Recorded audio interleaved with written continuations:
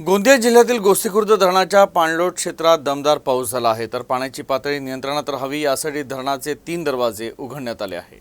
गोसीखुर्द धरणाच्या पाणलोट क्षेत्रात दमदार पाऊस झालेला आहे। गोसीखुर्द धरणाची पाणी पातळी नियंत्रणात ठेवण्याकरिता गोसीखुर्द धरणाचे 3 दरवाजे उघडण्यात आले। या धरणातून सध्या 441.7 क्युसेक या वेगानं पाण्याचा विसर्ग करण्यात येतो आहे। यामुळे नदीपात्रात आवागमन करणाऱ्यांसह सखल भागात राहणाऱ्या नागरिकांनी सतर्क राहावं असं आवाहन प्रशासनातर्फे करण्यात आलं आहे।